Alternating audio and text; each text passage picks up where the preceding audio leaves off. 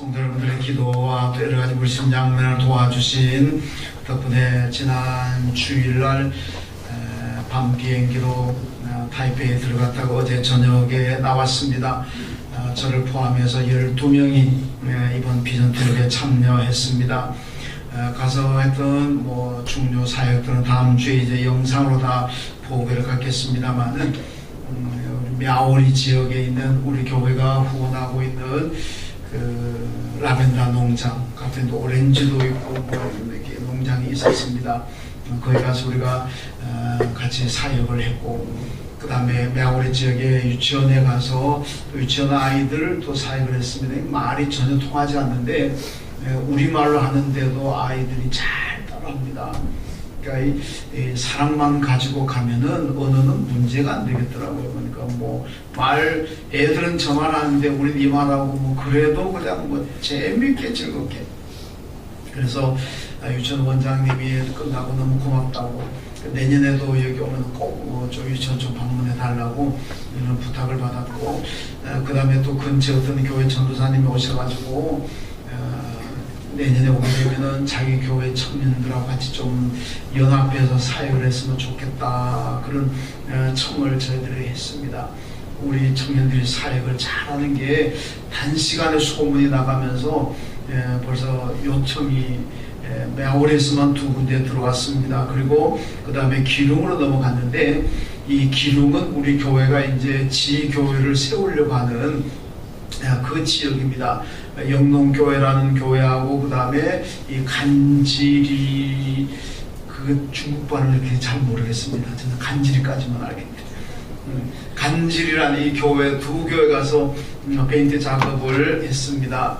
근데 하던 페인트 작업하다가 이제 좀 쉬는 시간에 그 앞에 보면 이제 시 카페라고 이 바닷가니까 아주 예쁜 카페가 있습니다. 거기 우리 가서 이제 커피 한 잔 마시고 좀 쉬다 오자. 그 내려갔는데 거기 가서 이제 커피를 주문을 했습니다. 근데 사장님이 우리하고 이제 얘기하다가 한국에서 이 교회 봉사로 왔다 하는 이 얘기를 듣고 이 사장님이 감동을 받았어요. 그분도 보니까 그 교회 교인은 아니고 다른 교회 나가는 교인인데, 그런데 한국에서 여기까지 와서 이 봉사해 주는 게 너무 감사하고 아름답고 감동이 된다 그러면서 저희가 커피 한 잔 주문했는데 그 다음에 서비스로 나온 게 얼마나 많은지 여러분 제가 다 기억을 못합니다. 그래서 제가 적어봤습니다. 몇 가지들이 파인애플 나오고 키위 나오고 토마토 나오고 와플빵 나오고 김치 나오고 차도 나오고 땅콩 같은 것도 나오고 7가지입니까? 예, 이 커피 한 잔 시켰는데 이렇게 많이 줬어요. 그래서 우리가 나중에 너무 미안해가지고 됐다 그래도 많이 가져왔어요. 우리가 감사하고 너무 감사해가지고 다 마시고 올 때는 다 둘러서가지고 그 사장님과 가게를 위해서 우리가 통성기도하고 그냥 그러고 나왔습니다. 근데 요것만 같으면 제가 말을 안 합니다.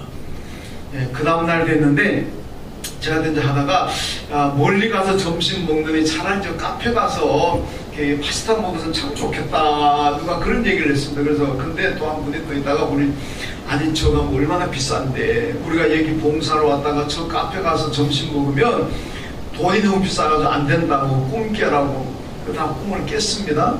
예, 그런데 조금 있다니까 그 사장님한테 연락이 왔어요. 자기 카페에서 점심 대접하고 싶다고.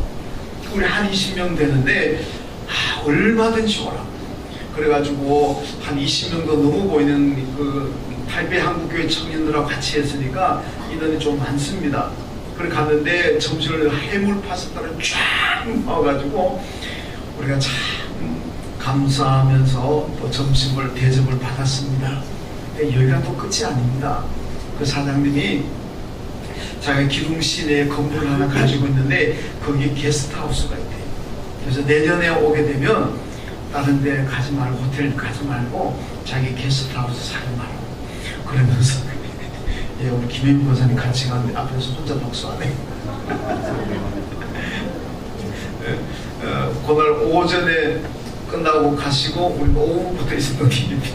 예, 그래서 감사하다고 이제 그렇게 하고 우리가 정말 제가 왔는데도 그 사장님 그분이 너무 고마워가지고 기도가 절로 나오는 분입니다. 이런 생각하시 기도 많이 해주시고 아마 내년에 가면 아마 잘 더 만날 것 같아요. 근데 이제 기룡이라는 것은 우리 교회가 이제 거기 기룡에 가면은 요양병원 있고 장애인 그다음에 뭐 재활 이 전체적인 병원이 있습니다.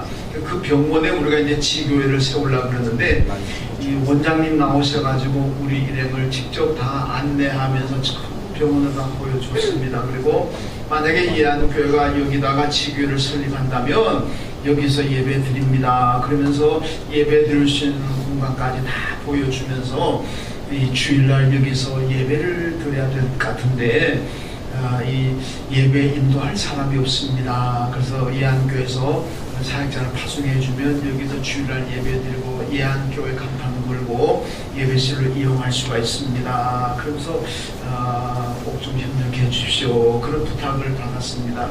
여러분 우리나라는 기독교 인구가 30% 가까이라고 그러잖아요. 그래도 병원에 가서 우리 예배 드린다고 공간 줍니까? 안 주잖아요. 얼마나 어려워요. 근데 거기는 기독교 인구가 4% 5%밖에 되지 않음에도 불구하고 우리 교회를 여기다가 하십시오. 그리고 여기서 예배 드리십시오. 그리고 오히려 우리한테 우리가 가서 요청한 게 아니라 거기서 요청이 왔습니다. 그래서 제가 가서 봤는데 그러면서 여기 참 예배 드리면 참 좋겠다. 제가 교회 가서 교인들하고 의논 결정해서 연락을 드리겠습니다. 예, 그리고 돌아왔습니다. 여러 가지 얘기가 많은데 여기 설교에 다 말할 수는 없고 한 가지 또 마음이 아팠던 게 뭐냐면 그 타이베이에서 그 용산사라고 하는 절도 아니고 이게 지금 뭐라고 얘기해야 될지 모르겠어요. 그게 보니까 굉장한 관광지인데 잘 지었어요. 사원 같은 걸 지어놨는데 거기도 뭐 상가도 있고 공자도 있고 누구도 있고 누구도 있고 누구도 있고 대만 사람들 섬기는 모든 잡신들을 다 모아놨어요. 이게 뭐 얼마나 화려하게 지어놨는지 그리고 사람들이 얼마나 많은지 제가 이제 저는 이제 제가 그 타이베이 거기에 관광 얘기했다가 선교사님도 혼났습니다. 여긴 절대로 관광 그러면 안 됩니다. 선교 나와가지고 무슨 관광입니까? 땅 밟기래 땅 밟기. 가서 땅 밟아가 땅 밟는 곳마다 복음이 전해지도록 기도하면서 땅을 밟아야지 그 관광이 아니라고. 그래서 예 알겠습니다. 그리고 이제는 제가 저도 땅 밟기 하러 그 용산사라고 하는 그 사원에 갔습니다.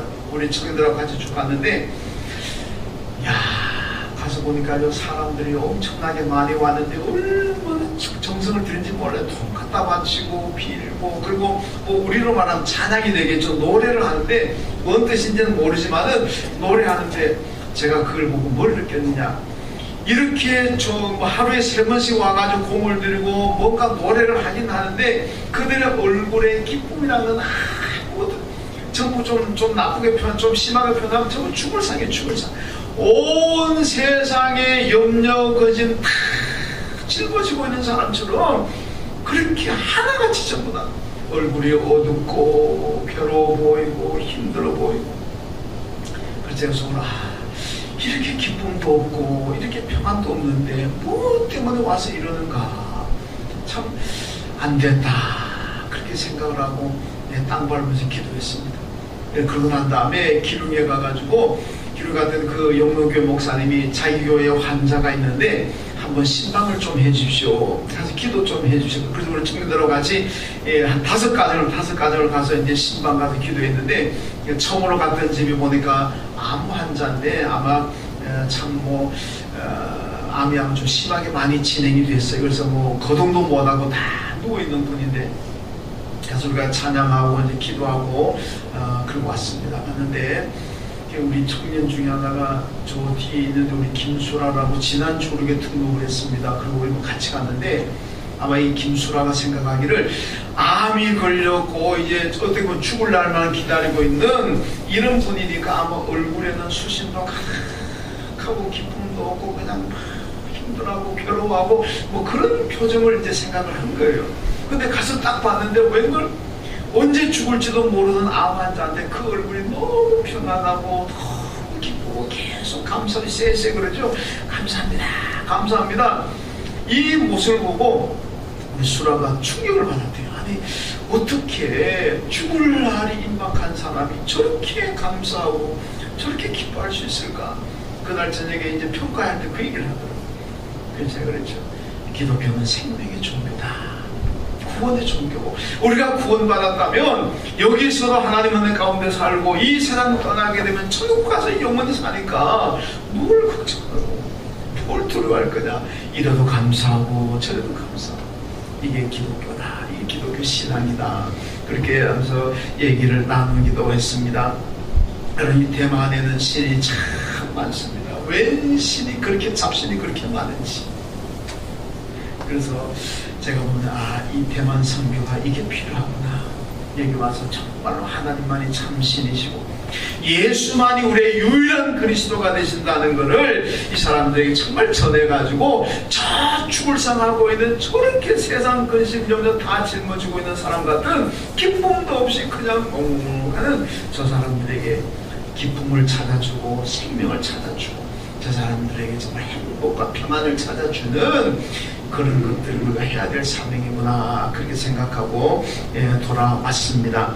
오늘 말씀 보면 세례 요한을 통해서 오늘 말씀 주는 게 뭡니까? 예수만이 그리스도라는 거죠. 오늘 말씀의 핵심은 세례 요한의 입을 통해서 하나님 말씀합니다. 예수만이 그리스도다. 오직 예수라는 거죠. 여러분, 예수가 우리의 유일한 그리스도인 줄로 믿습니다.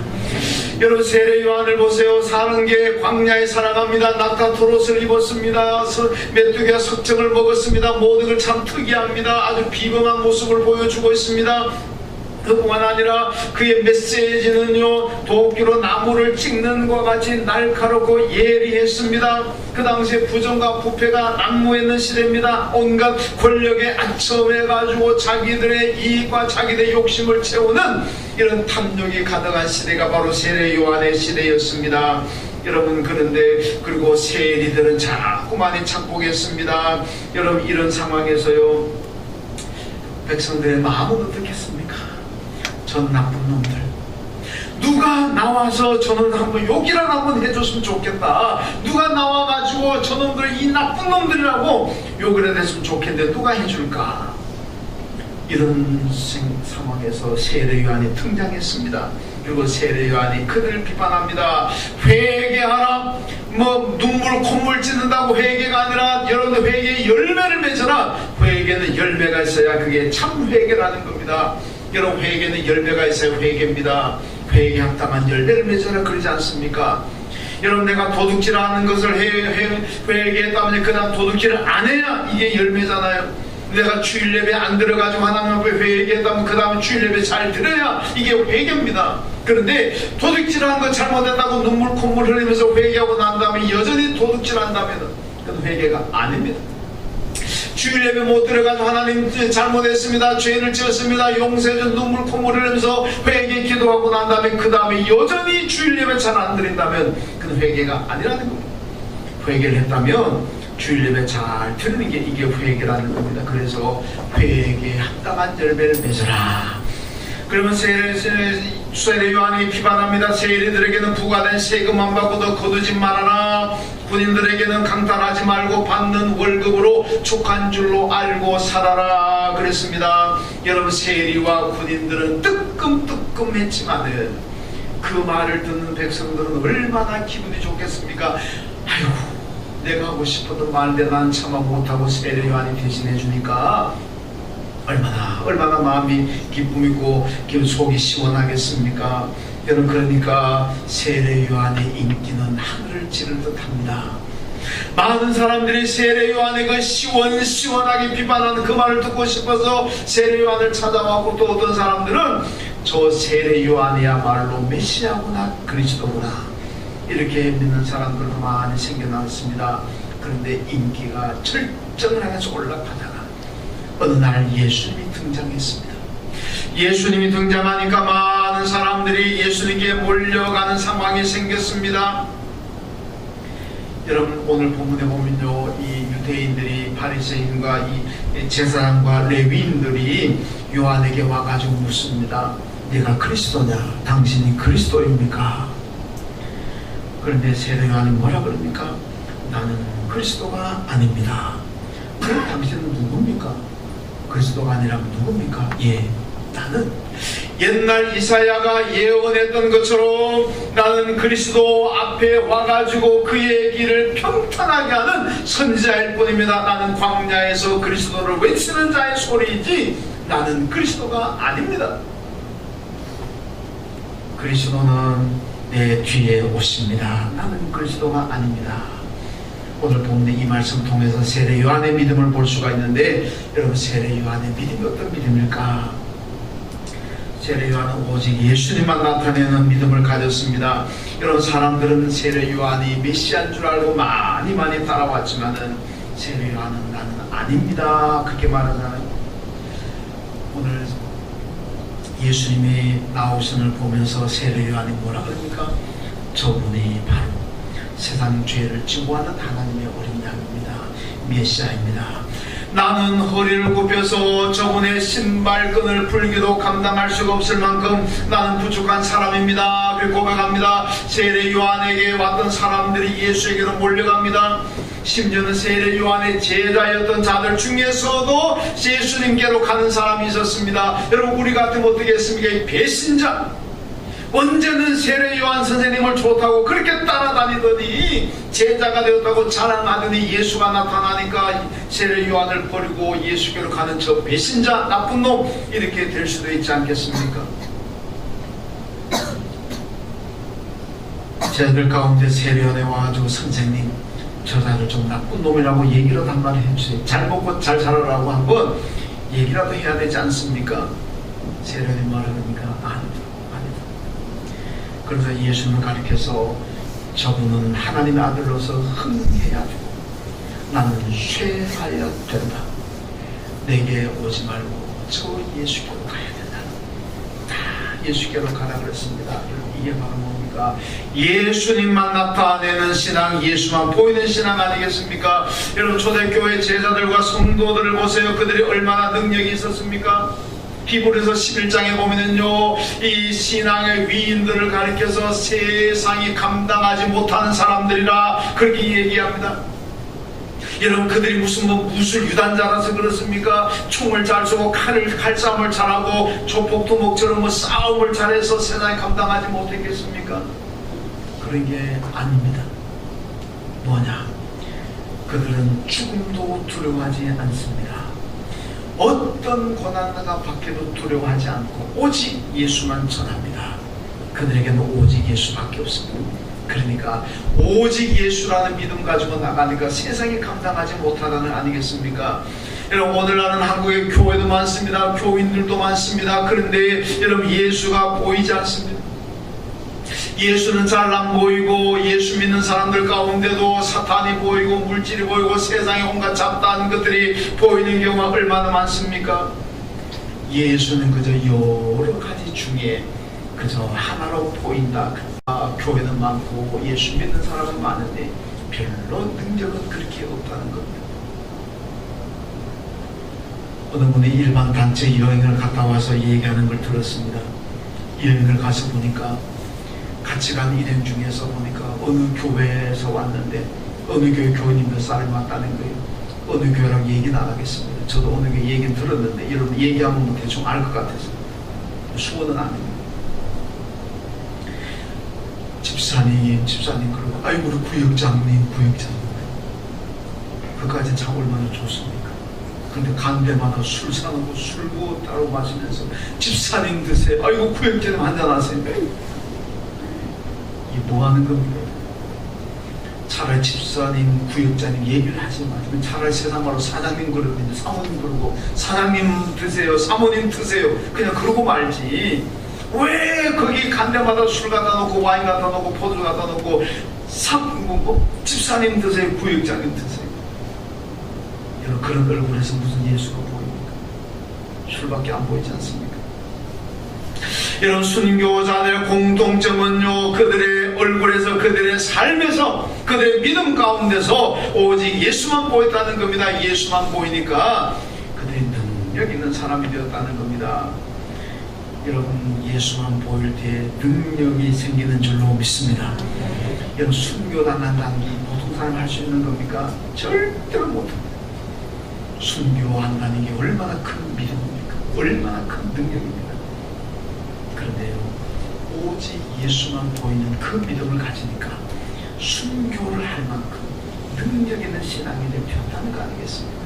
여러분, 우리는 어떤 시험과 환난이 오고 박해가 오고 고난이 오고 죽음의 위협이 올지라도 우리 안에서 내 믿음 가운데서 오직 예수만 보인다면 여러분 다 능력 있고 승리하게 될 줄로 믿습니다.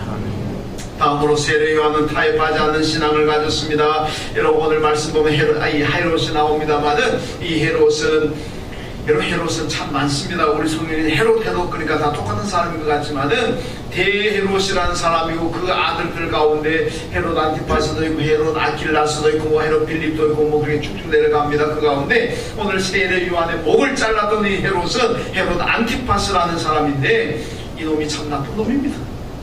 왜 나쁘냐?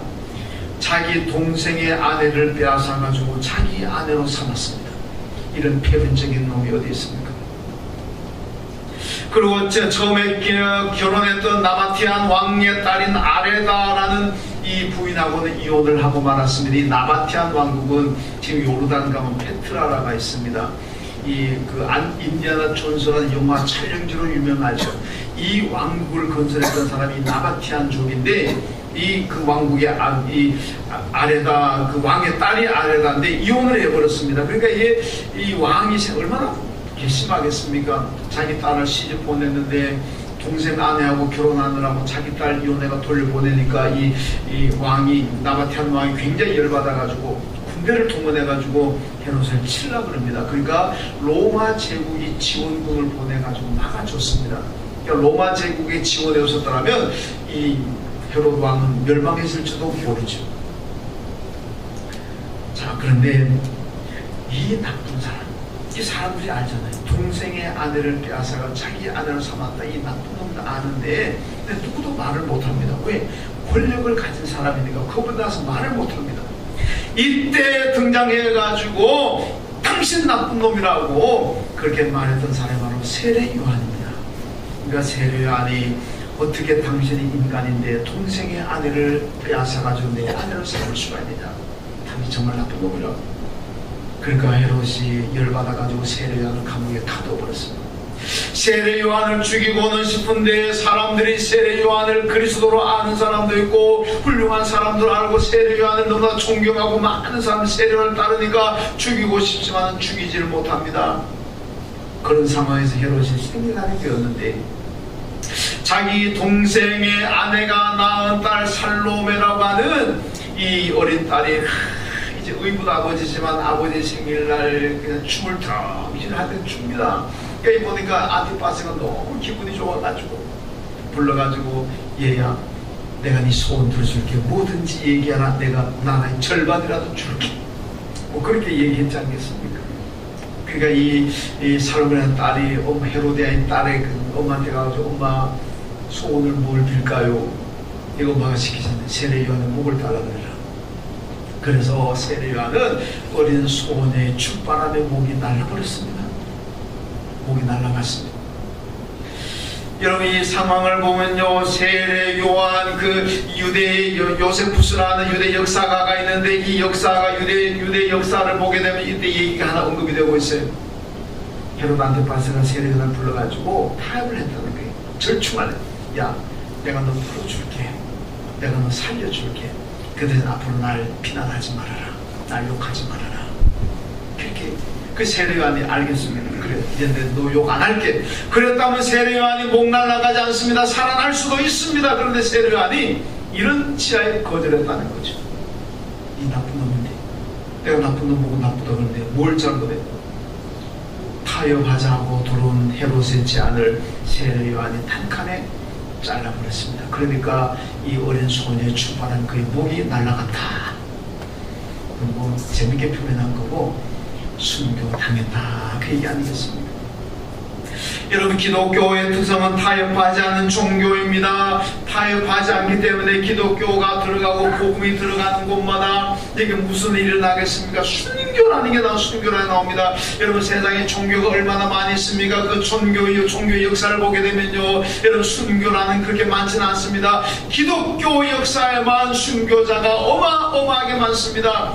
우리나라에도 복음인들 할 때 순교자가 얼마나 많이 나왔습니까? 일본에도 침묵이라는 책을 보게 되면요, 일본의 초창기 선교사들 들어가가지고 복음 전하다가 얼마나 많은 사람이 죽는지 모릅니다. 일본의 기독교인들이 바다에 떼죽음당합니다. 여러분, 기독교는 들어가는 곳마다 얼마나 많은 저항이 있고 얼마나 많은 순교자가 나오는지 모릅니다. 이유가 뭡니까? 타협하지 않습니다. 타협하지 않습니다. 그래, 너네 종교도 구원이고 네가 믿는 신도 신이고 내가 믿는 종교도 구원이고 내가 믿는 신도 신이다. 너나 나나 그 다 같은 뭐 다 구원이 있다 그랬더라면요, 기독교는 그렇게 순교자가 많이 안 나옵니다. 그런데 하나님만이 참 신이고 예수만이 나의 그리스도라면 이걸 타협하지 않습니다.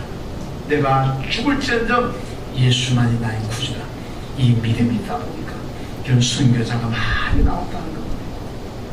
미국 유명 신학자인 리차드 니버가 그리스도와 문화라는 책을 쓰는데 이 책에서요, 이번에 니버가 그런 얘기를 합니다. 로마 시대에 왜 기독교가 그렇게 많이 박해를 받았느냐, 왜 순교자가 많이 나왔느냐. 로마 제국은 자기 제국 안에 여러 수많은 민족들을 다스리려면은 다 종교를 우대해 줍니다. 종교를 어느 정도 자유를 줍니다. 그런데 기독교만 유일하게 박해를 받습니다. 왜 그런지 아십니까? 다른 종교들은 다 타협하는 거예요. 그래, 니네 종교도 많고 내 종교도 많고. 그런데 기독교는 거부하잖아요. 예수만 구원, 하나님만 참신이고 다른 종교는 다 우상이다, 다른 신은 없다, 이렇게 나가니까 이게 종교 간의 불협이 생기잖아요. 그러니까 로마 제국의 기독교만 집중적으로 박해를 했다. 이게 맞는 진단입니다. 여러분, 한국도요, 지금 보세요. 우리 개신교가 얼마나 욕을 많이 먹습니까? 어떤 데는 적폐로 몰리기도 합니다. 물론 개신교도 잘못하는 게 있고 사람들 비난받을 만한 일도 물론 있습니다. 그러나 개신교가 한국 사회에 끼치는 역기능보다는 순기능이 훨씬 더 많습니다. 여러분 생각해보세요. 한국이 지금 우리가 기독교가 아니고 선교사가 아니었더라면 지금 우리나라 이렇게 발전했겠습니까? 택도 없습니다. 여러분, 지금 정부의 손길에 미치지 못하는 사회 그늘진 곳에 뭐 양로원에 고아원에 사회 부르시설에요, 이런데 이 종교들이 감당하고 있잖아요. 그 가운데요 70% 이상을 개신교가 감당하고 있습니다. 천주교가 한 20% 정도, 나머지 한 10% 불교나 뭐 군데 하고 있습니다. 여러분, 그런 개신교가요 우리나라의 그런 시설의 70%를 담당하고 있습니다. 얼마나 대단합니까? 그런데 이것은 알아주지 않고 그저 개신교 교회를 그냥 적폐의 대상으로 몰아가는 이런 사회적인 분위기, 참 가슴 아픈 일이 아니겠습니까? 근데 왜 그럴까? 가만히 생각해보면 그것도 하나의 이유가 있습니다. 여러분, 다른 종교들은 다 서로 타협을 합니다. 그래, 너네 종교도 맞고 내 종교도 맞고 네가 믿는 신도 신이고 내가 믿는 신도 신이고 적당히 타협을 합니다. 그러니까 다른 종교들은 다 사이좋게 지내는데 우리 개신교는 오직 예수만 구 나의 그리스도입니다. 하나님만의 살아계신 신입니다. 그러니까 다른 종교하고 어울리지 못하는 거예요. 타협을 안 하니까. 그러니까 개신교는 집중적으로 공격의 대상이 되고, 저는 독선적이고 지네만 종교라 그러고 지가 믿는 신만 신이고 남이 믿는 신은 다 거절하니까 저 나쁜 놈들 뭐 이렇게 되는 거예요. 제가 생각해보면 그래요.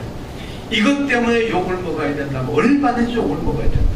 오직 예수를 부르찾고 있다가 욕을 먹는다면 지금보다도 더한 욕도 먹어야 되는 거 아니겠어요? 그 욕이 무서워, 그 욕이 돌려가지고 적당히 타협한다면 그님이 복음을 잃고 신앙을 잃게 된다는 겁니다. 여러분, 천주교 보세요. 적당히 타협하잖아요. 종교타원주의가 뭡니까? 모든 종교의 구원이 있다. 그러니까 천주교는 종교타원주의 받아들여가지고 다 구원이 있다. 그래서 사람들 볼 때 참 멋있어 보이잖아요. 천주교는 멋있어 보이고 개신교는 쏙 옹졸한 놈들 이렇게 되잖아요. 우리는 옹졸한 것도 아닙니다. 왜냐?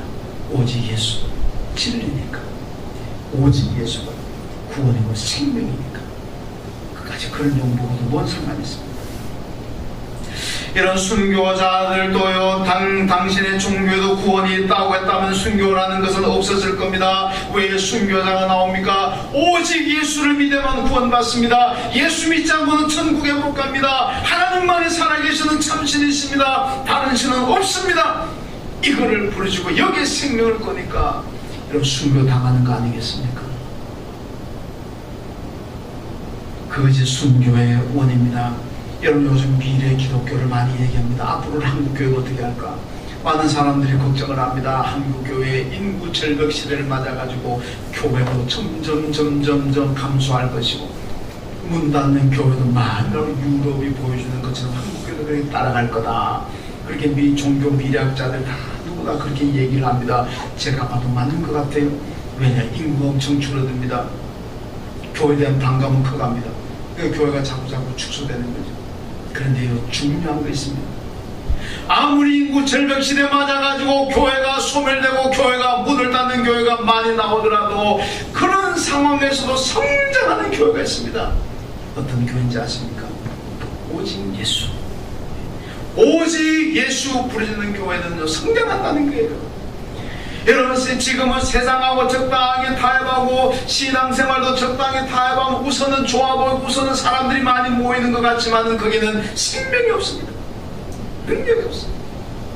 지금은 사람들이 잘 안 모이고 지금은 사람들 불편해 하더라도 오직 예수만이 나의 유일한 그리스도입니다. 이 믿음 가지고 나가면 그 교회가 결국 성장하는 것이고 그런 믿음을 가진 사람들이 능력이고 그런 믿음을 가진 사람들이 믿음의 성공자가 된다는 겁니다.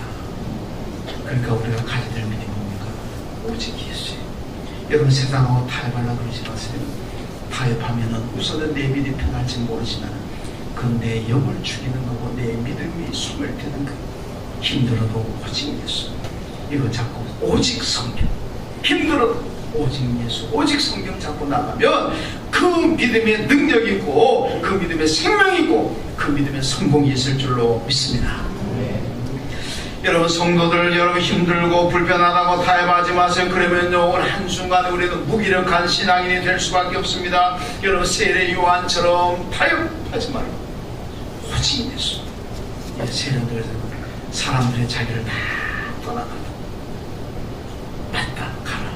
저분이 그리스도다. 타협하지 않습니다. 목숨이 왔다 갔다 하는 상황에 타협하지 않고 오직 예수만 부르짖던 것이 세례 요한의 믿음입니다. 오늘 우리가 세례 요한처럼 오직 예수를 나타내는 오직 예수 믿음을 가지는 그 믿음으로 돌아갑시다. 그러면은 오늘 우리가 능력 있고 이런 사람들 모이는 우리 예한교회가 능력 있는 교회가 될 줄로 믿습니다. 하나님 감사합니다.